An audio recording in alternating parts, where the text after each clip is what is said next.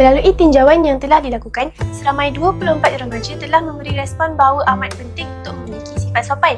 Akan tetapi, masih ada yang menjawab bahawa ia kurang penting dan tidak penting. Ini membuktikan bahawa masih ada remaja yang memandang enteng akan sifat sopan ini. Konsep kesopanan itu sendiri berkisar tentang tingkah laku yang baik. Oleh itu, ibu bapa perlulah memainkan peranan penting dalam menyerapkan sifat sopan ini. Ia perlulah diterap dari rumah dengan mengajar anak-anak tentang tingkah laku dan kelakuan yang baik bagi meningkatkan kesejahteraan sosial. Tidak sempurna jati diri seseorang itu jika tidak memahami, menghayati dan menjiwai prinsip rukun negara kelima, iaitu kesopanan dan kesusilaan, terutama bagi mengekalkan perpaduan dan keharmonian dalam masyarakat berbilang kaum ini.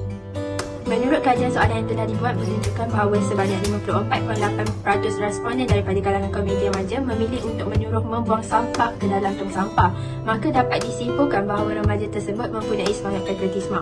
Ini kerana semangat patriotisme amat berkait rapat dengan nilai untuk penjagaan alam sekitar, kerana sebagai seseorang yang bersemangat dan cintakan negara, mereka akan berusaha sedaya upaya untuk menjaga alam sekitar. Bukan itu sahaja, malah dengan sikap ini juga dapat menjaga nama baik negara sebagai sebuah negara yang harmoni ke pesada dunia. Berdasarkan soalan tersebut, kesemua responden memberikan jawapan yang betul. Jelaslah, ini menunjukkan komuniti kita tahu tentang rukun negara yang merupakan kunci kepada keharmonian negara kita. Sayangnya, tidak semua dapat mengamalkannya dalam kehidupan seharian.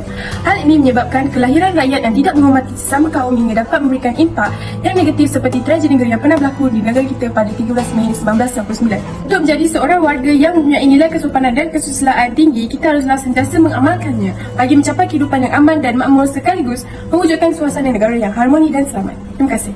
Selamat sejahtera semua, saya Parvela 067815. Berdasarkan soalan tersebut, majoriti responden bersetuju dengan kenyataan tersebut.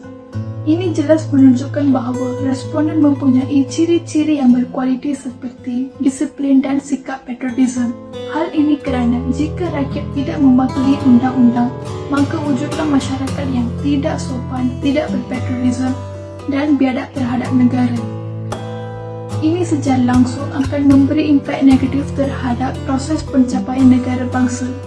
Oleh itu, kita sebagai rakyat Malaysia perlulah menjaga keamanan dan keharmonian negara supaya dapat meningkatkan imej negara dan mengekalkan tahap sesama dengan negara maju lain. Terima kasih. Selamat sejahtera, nama saya Ovia Pawai Anak Perempuan Arumugam dan nombor matrik ialah 067962. Berdasarkan hasil jawapan, ramai remaja memilih pilihan satu iaitu sangat setuju. Jelas menunjukkan majoriti remaja mempunyai kefahaman bahawa peranan ibu bapa amat penting dalam menerapkan nilai kesusilaan dalam diri anaknya. Hal ini kerana ibu bapa yang paling terdekat dengan anak mereka untuk membentuk individu yang mengamalkan nilai-nilai murni. Ini serta-merta akan membantu individu untuk bersikap patriotik disebabkan oleh ajaran ibu bapa. Contohnya, menghargai jasa tokoh-tokoh negara serta membantu dalam meningkatkan pembangunan negara dengan nilai-nilai murni yang dimiliki. Soalan 7. Sebagai warga negara Malaysia, perkara yang tidak berprinsip kesusilaan akan memburukkan nama negara, keluarga dan diri sendiri. Hasil daripada jawapan responden yang diterima, terdapat 29 remaja dalam 31 responden telah menjawab sangat setuju dan setuju. Tiada remaja memilih tidak setuju. Jawapan ini menunjukkan majoriti remaja tahu akibat dan kesan akan membawa kepada negara jika tidak mengamalkan prinsip kesusilaan. Memburukkan nama negara merupakan salah satu perkara yang tidak menunjukkan semangat patriotik. Remaja yang mengamalkan dan menerapkan sikap kesusilaan dalam diri mereka akan menjaga nama baik negara sebagai tindakan sikap dan nilai patriotik. Hal ini demikian kerana nilai kesusilaan akan melahirkan remaja yang lebih moral dan bersikap patriotik. Oleh itu, nilai kesusilaan perlu diterapkan dalam kalangan remaja supaya remaja dapat menjadi model insan yang berkualiti untuk kemajuan negara. Hai dan Assalamualaikum.